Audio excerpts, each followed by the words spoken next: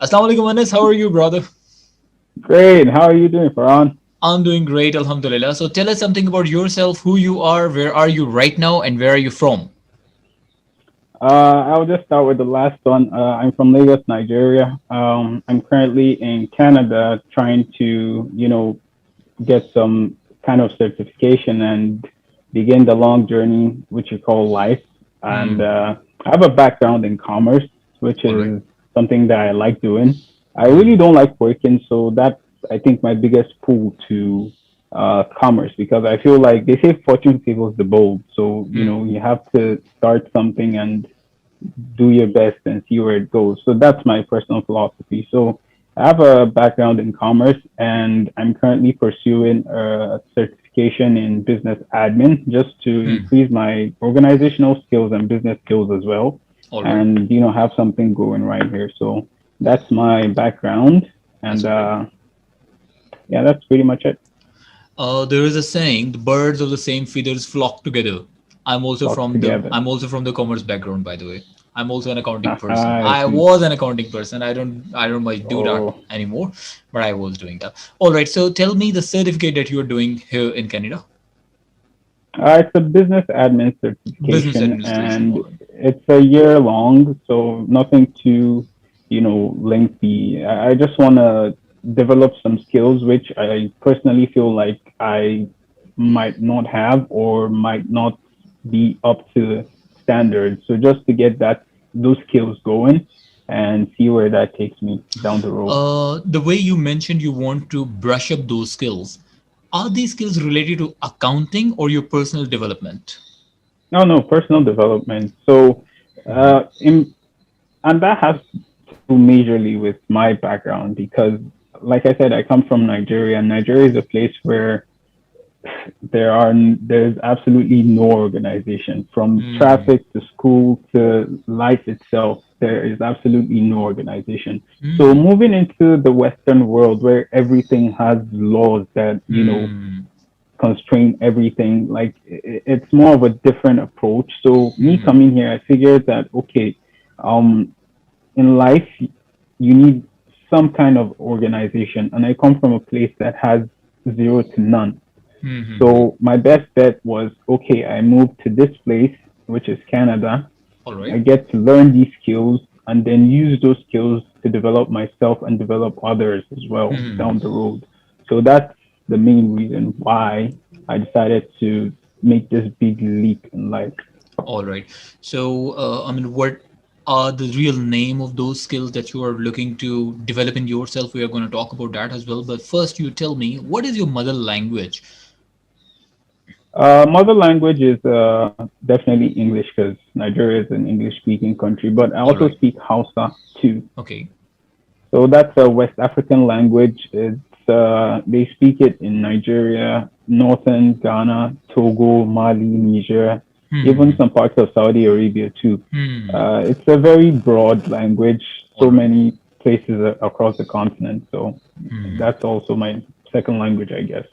Okay, so even in Nigeria, most of the people are speaking English, but when you were moving to a real-time English-speaking country just like Canada, so was IELTS Yeah. required to move there, or was it not Yeah, necessary? definitely.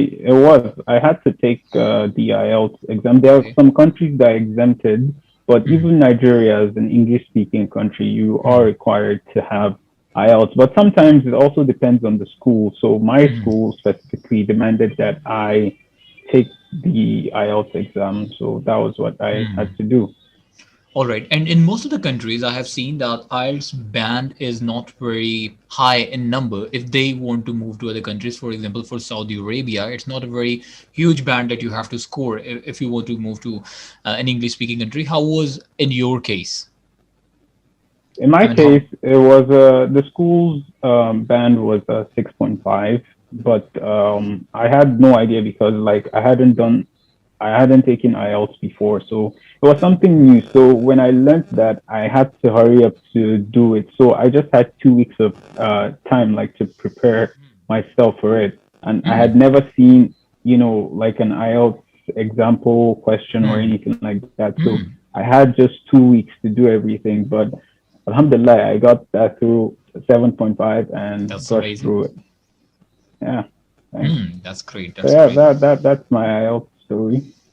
Okay, so finally, after getting the desired bands, more than desired bands and IELTS, you are now in Canada. So you tell me, what is the difference that you have found over here in Canada in the education system? I mean, how they were treating education system in Nigeria, and how is it here in Canada?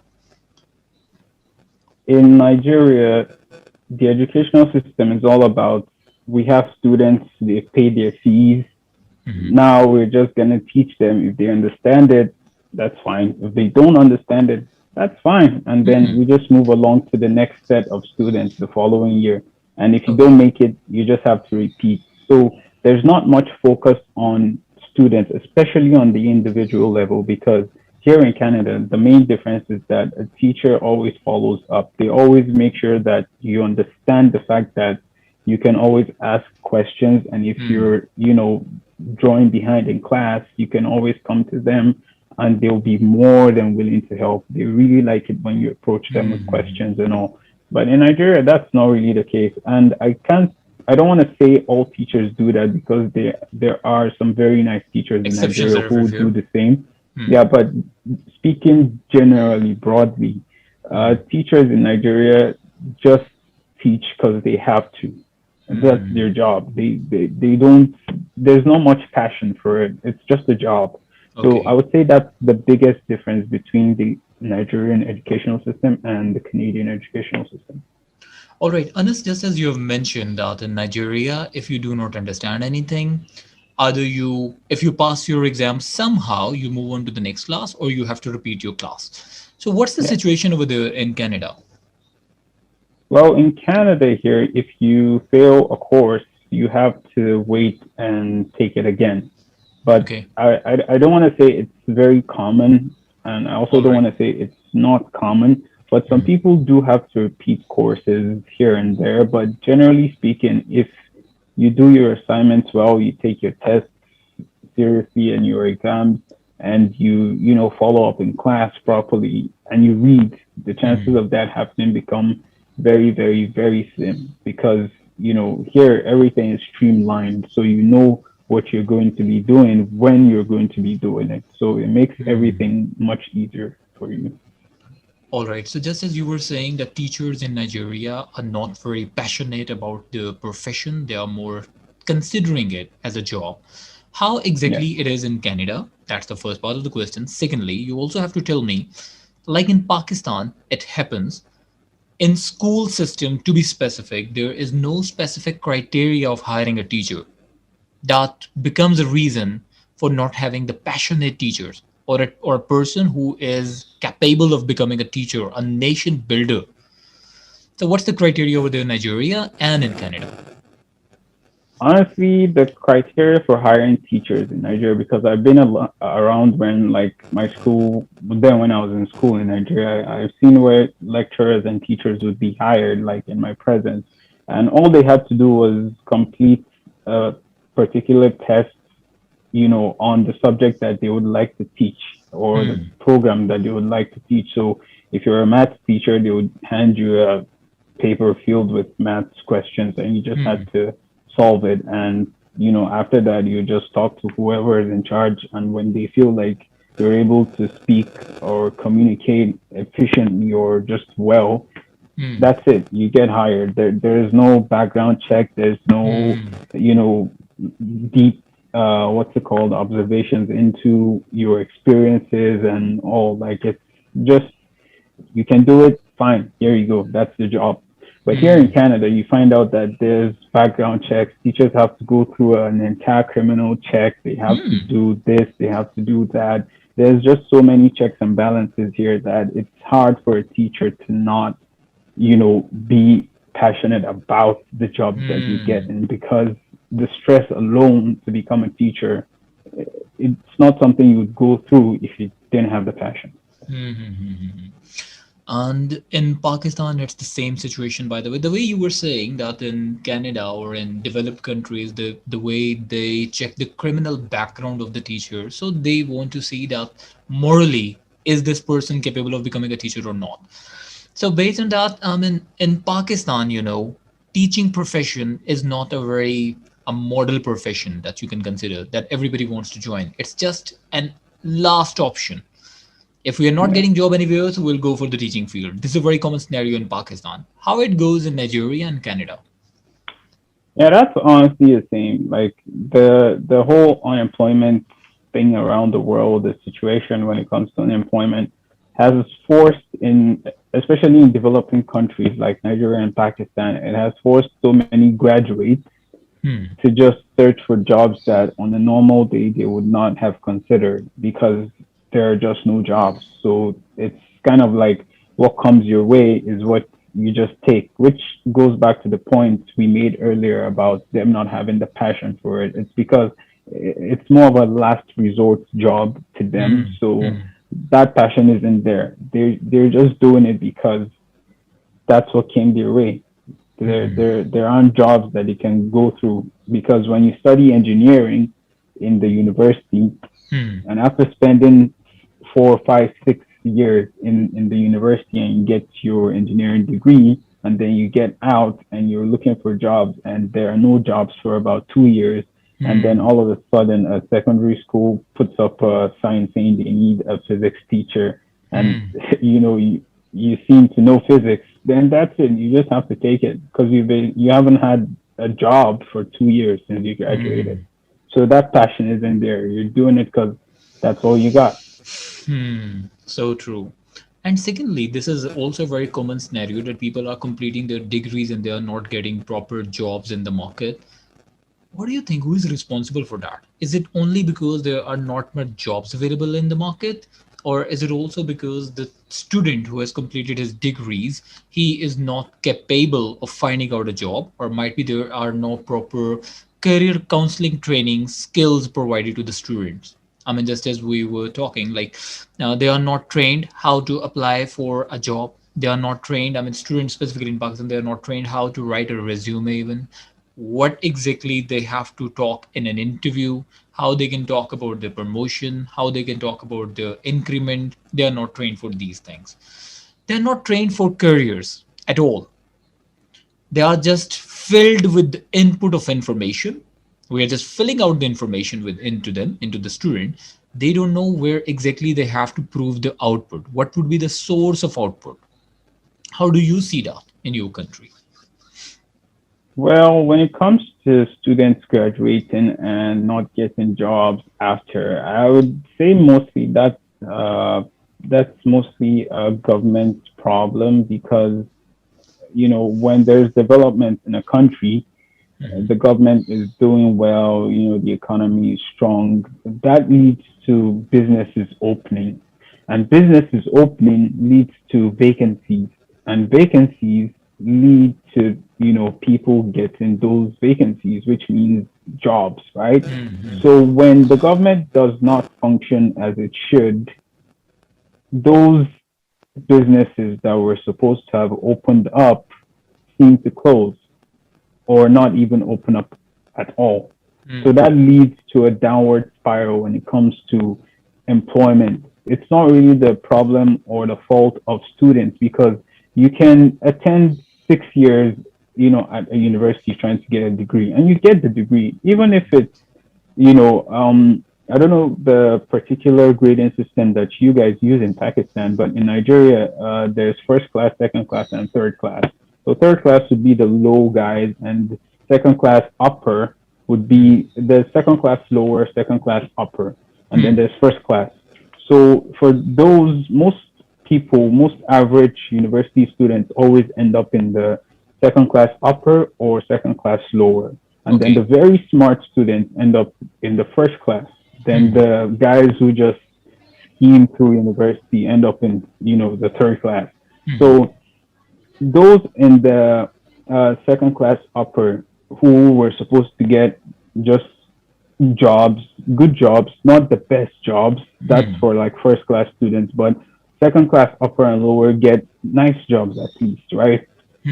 So when you have second class upper students who do not have jobs and they graduate with those degrees, that's a nice degree. It's not bad. It's not third class. It's second class upper, right? When they graduate, and they're looking for jobs, and they've attended all the seminars they want to attend, they've attended all the lectures, all the counseling on how to apply for jobs, how to get jobs. At the end of the day, if there are no jobs, they might have all of that knowledge, but there's nowhere to put it. There's Hmm. no one to test them on all of that. All they Hmm. can do is just sit and wait or keep trying. Those are their Hmm. two options. But when you have a functioning government, a good economy that keeps churning out businesses, because when the economy is good, right, Hmm. people tend to want to open businesses. It could be a barber shop. It doesn't have to be a Hmm. multi-million dollar Yeah. business. True. You can open up a restaurant, employ waiters, employ cashiers, employ chefs, employ, the project managers behind. There are so many options, right? So when businesses like that keep opening, employing 30, 40, 50 people at a time, the economy seems to rise. And that also gives rise to people being employed. So even Hmm. if you don't graduate with the best grade, at least you know that there is a job somewhere in that little line that you can fit in. It doesn't have to be at the top, but you can fit Hmm. in somewhere at the middle. Hmm. So it all goes back to the government when it comes to jobs. Hmm. So, just as you're saying, it all goes to the government, it's the government responsibility. But what do you think about the education system? Are they training? Are they training, providing them training about the jobs or the business? The way you mentioned, it could be any business. It doesn't need to be a multi-millionaire businesses. It could be a barber shop. It could be a small restaurant on the roadside, might be. But for that thing, is it really allowed? I mean, I also wanted to do a business at a very low scale, but my family said, you have done your MBA, you are studying a lot, and after that, you are going to start this tiny business. You are not allowed to do this at all.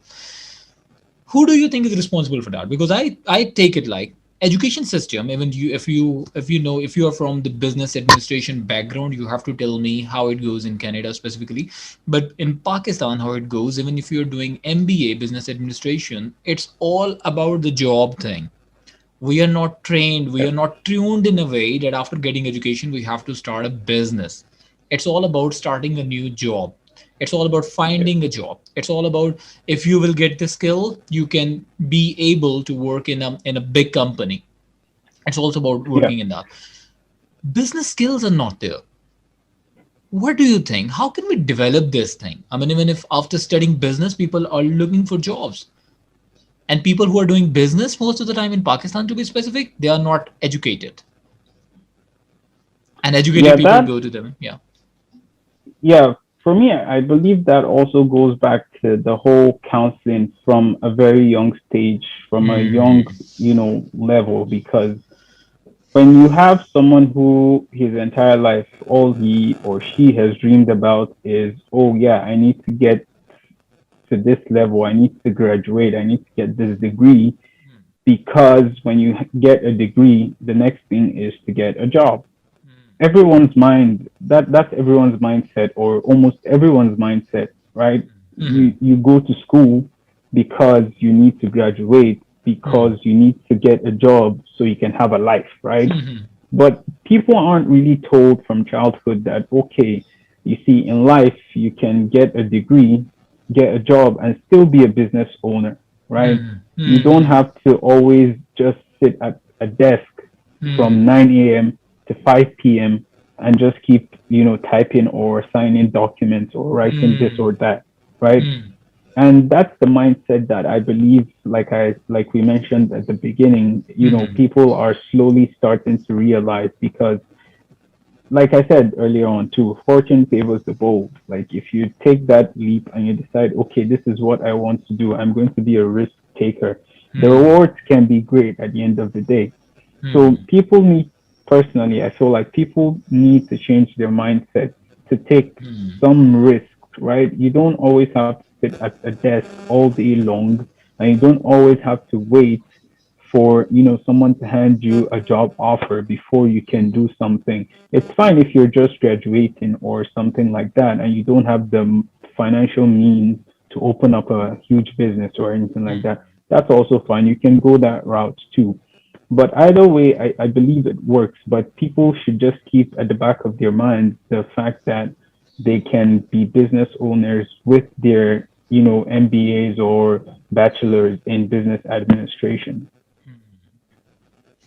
All right. So just as you were saying that they should be trained that they can take risk and there is no harm in taking risk. But how I take it, I mean, people are not trained to how they can learn, how they can deal with the stress, with the pressure. Because when they take a risk, there comes a pressure Yeah. management, stress management. These skills are not there, and financial management is not there in our education system. They don't tell us how to deal with the finances, how to make money, how to make more money. They don't tell us. But anyways, and now you tell me that in Canada, I believe so, this is already a very common thing that every student over there, when they are student, they are with the independent mindset. I don't see that thing in Pakistan because in Pakistan they take it like once we will complete the degrees, once we'll complete the MBA, after that we are gonna do some job or the business or any part-time thing or whatever we'll be doing. We'll start looking for the job after completing MBA, after completing degrees. But in Canada and developed countries, we have seen that while they are the student, they start working in any organization. The way you said it could be anything. It's not about joining the big organization while you are a student. It's about doing or taking a start from anywhere, but at least becoming dependent. How it goes in Nigeria, and what's your point of view about that? Nigeria is a very dependent country, in my opinion, because, like I said a while back, even as a graduate, you still have to wait for your parents to, put food on the table for you, and you're not expected to achieve anything until you're about 27, 28-ish. So that's a long wait, and that develops a dependent mindset in many people because it's also not good to pressure people into thinking that they have to succeed at 15 or 20 years old. It's fine whenever your development comes, right? But I believe that when it comes to dependence, that's something that should be taught also at, a tender age. There are so many things that need to be included, in the school's curricular system, at a very young, tender level. And for me, I believe that, and this is just my personal opinion, and I don't know if anyone else might disagree with this, but one of the biggest problems with not just Pakistan or Nigeria's educational system, but the global, educational system is that we feel and believe that, knowledge is static, it's not dynamic. And that's one of the biggest mistakes, right? Because knowledge and education are two different Evolving. things, to be honest. Yeah, they keep evolving and they're dynamic. They're not static.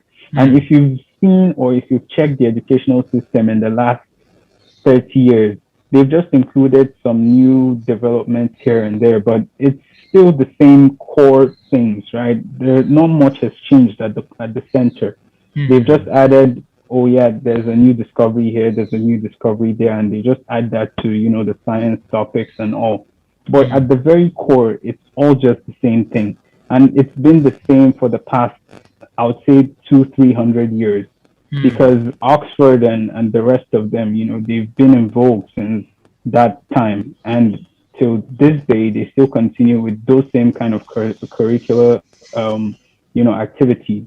So I believe that knowledge is something that is dynamic, and the world's educational system should follow up with that kind of dynamic spirit, and include things that aren't just from the past, but they should try to include things that are, present and also more geared towards the future development. That's what I believe the world should be doing. We've left the past. I'm someone who really likes history, but I believe that when it comes to education, the future matters, not the past. Yeah, you Yeah. learn about the past, but it should be about, saving, building, and developing the future of the world and of humanity as well.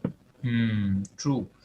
And this is also true that education system is dependent on past right now. They are teaching what happened in the past. All the case studies are there, and even if you talk about the computer, I used to teach computer subject once, and over there in 2020, I was teaching. features of Windows 98, features of MS Excel. Eh, This is true at graduation level. It's all about the past. I also take it like we are just telling them, we are just teaching them what happened in the past, and we are not giving them exposure, we are not giving them a vision, we are not giving them brainstorming activities, critical, creative thinking activities. What can you create from this thing? I mean, there should be some activities like that, isn't Yeah, that? definitely, definitely. For me, I believe that when it comes to teaching people about the past, the mistake is that they just lay it all out for them. They just teach Hmm. them, oh yeah, this happened in, so and so. This happened in 1960. This happened in the 1800s. But Hmm. they they need to attach. What the mistake they make is that they don't attach lessons to those instances, right? Because when I come to you and I say, oh yeah, in 1900, India became a nation or something like that. Like if I tell that to you, like you're just gonna say okay, Hmm. and but what you need to say is that okay, in 1900 this happened, and this, and this are the results, right? You need to teach them the moral of that lesson. And that's why many people don't like history too, because, Yeah, yeah, yeah. they just see it as, long pages of boring things Yeah. that have happened And what before. they do But have to do with that. Hmm. yeah, they don't teach them the morals of that story. It's because of this and this and this that today we have this and this, or we have Hmm. that and that. And that's the mistake that most of them make. And I believe that, like I said, the world is slowly crawling towards that kind of development and all, which Hmm. is something good. And it's not going to happen overnight. It's not going to happen in one generation. It might take, the next generation that's currently coming up to realize that, okay, education is very dynamic and you just have to learn what you're going to really make use of. And I believe, the next generation will do better than this one in terms of education, though. In Yeah. terms of education. Ensure they would. But now, how I understand is that what you are saying, we are teaching the past thing, but we have to connect it to the present. We have to connect it to the past. That connection is missing, which Yep. is also a reason students are also losing interest in history. They are losing interest in the education as well. They're losing interest in the studies. So if we have to push them more, so that we have to make them realize that what is the real importance of this education. Okay, now you are right now in a developed education system. What do you think, what changes we need in developing education system? For instance, Canada, if we compare it with Pakistan and Nigeria, so what changes we should bring in our education system? And number two, who is responsible for that? Who can bring those changes? Is it the teacher, organizational institutions, or the government? It's honestly all hands on deck. None can function without the other. The government can make policies all day long, and the teachers can ignore those policies all day Hmm. long. And the teachers can teach things all day long, and the government can just come around and stop them from doing those things and, fine them or jail them. So it's supposed to be uh, a concordia between the government, the teachers, even the parents and students, because, like I said, it's all hands on deck when it comes to what you want your child to learn in school. You don't just hand your child over and say, teach them whatever you want. The government and the teachers need to sit down together and Hmm. streamline, the educational system. They should let go of most of the unnecessary things because, in my time in high school, they taught us quadratic equation, and till this day, I haven't used it. It's just there. And there are so many things like that. And I understand that it's meant to develop your arithmetic skills, but still, like, there's so much of it that's not really necessary. It's Hmm. good, but most of it is not needed. It should be toned down. And so many things that people actually use day to day, their daily life, should be introduced into educational systems as well. Government and teachers work hand in hand, and they cannot work without each other when it comes to education. Yeah, I got your point that they are most of the time keeping us busy. by doing some stuff, by studying anything, something which is might not be needed in the life, which is might not be needed in the career. And the way you are saying that government and teachers should sit together, which means government should pay most of the attention toward the education side, because this is also the funnel through which every single person of the nation has to pass through. But now, in your opinion, what do you think? Because you have seen the two education system, developing and the developed one. In your opinion, what do you think? What are those key factors that we need to develop in the education system like Nigeria and in Pakistan, which are Um, there in Canada but not in our education systems? I would definitely say moving into the world of technology, that's something that should definitely be included because there Hmm. is almost an absence of that in Africa as a whole and probably even Pakistan too. But in the school that I went to, they introduced all of that. And some schools are now introducing, computers in there. They teach computer studies, that's Hmm. what it's called. But sometimes they just have a few monitors that most of the students don't even all use. Like they just tell them, okay, sit here, press this, this, and this, and then, Hmm. just to see it or something. And Hmm. that doesn't, it's not enough in today's world, Hmm. right? Hmm. Everything is all about technology today, and even more so moving forward into the future. It's always going to be about technology now. Hmm. And so the past is now the past when it comes to education. And most of the world still clings on to that past. They want to teach you quadratic equations, but they don't Hmm. want to teach you how to use a computer, how to, use this software or that application. And like I said, I'm glad that the world is finally realizing, even Africa is finally realizing that, we need to teach our students more of technology and coding. And I've seen, students being taken to seminars now where they learn how to code, how to, make software and applications and all. So Hmm. that's a welcome development from, that part of the world. So that's one of the things that I believe that is different when it comes to, the educational systems in Canada and Nigeria. But the developing side is slowly trying to catch up to the developed. All right, so IT is that field on which we should be working more. And how about the personal skills?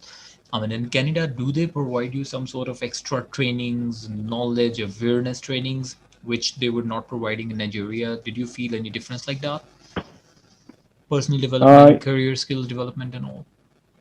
yeah, definitely. They definitely do that. That's one of the first things you do when you join school here. They teach you all of these things, but more so you get to actually learn and practice them as you go along. Because Hmm. right now, personally, like I've been, working towards, because for a long time I've been saying, okay, yeah, I need this kind of organizational skill. And I'm finally getting it. And I'm getting it not in a way that, I've just been told that, okay, you have to do this, this, and this to get, your organizational skills a bit up. But every day they tell you, okay, here are tasks, here are things that you have to do. So you now have to sit by yourself to plan those things out. And they've Hmm. already given you the information before you started school. So now Hmm. that you've been given those tasks, you now have to sit down by yourself to judge, okay, where should I put this task? Where should I put that one? And Hmm. then that's more of a practice for you. And Hmm. before you know it, you do that every day, you do that weekly, monthly, yearly. Before you know it, it's already a part of you. And you can't Hmm. leave that. And even when you're retired or something, that stays with you because you've been doing it for so many years before. So Hmm. that's the practical aspect I believe that is lagging in, the developing countries as opposed to Canada. Hmm. And how can we develop the growth mindset as well, the productive mindset? Because how I take it, in developing countries, people are more into engaging themselves anywhere, somewhere, not in the productive activities most of the time. How do you see it happens in in developed countries, and how can we develop the growth mindset? Well, here most schools host seminars. Even now with the whole pandemic, they still host Hmm. seminars and webinars as well, Hmm. where as a student you can just, casually come in. and watch the whole thing or attend, participate with them, and they just talk Hmm. about different ideas. At the end of the webinar, you find out that you leave with so much information that you get to use the next day at school, right? So that's something that I believe is very important. And in places like, the developing countries, they don't do that. And even if they do it probably like once in 6 months, once in 4 months. But here they make sure they do it like twice a week. So you can always attend, get Hmm. new knowledge, get this, get that. You're always engaged. And then you get to use it the next day and the next day. But in Africa or in Pakistan, you do that once every few months, and then Yeah. at the end of the day, you find out that by the time you attend the next one, you've forgotten what you learned in the last one, and it's Hmm. just kind of like I just have to attend it because I have to attend it, and they make it kind of compulsory. I don't know if they do in Pakistan, but in Nigeria they make you attend it. So even with that force that you must attend this, Hmm. seminar, you've already made that passion leave. Because I don't know about you, but for me and most people, when you force someone to do something, they don't do it with as much zeal as they would Yeah. if they did it by themselves By themselves, willingly. true. Yeah, Intuition matters a lot. Hmm. yeah, exactly. All right, my last question, and coming back to the same from where we started, what are those skills which you were looking to develop in yourself by coming to our developed countries? And secondly, what are the skills that every degree holder should have before jumping to the career? Personally, the main skill which I had always wanted to develop and which I am working towards, and I know even after many years, I will still continue trying to work on it, is the organizational skill. Because, like I said, I come from a place that has almost no organizational skill.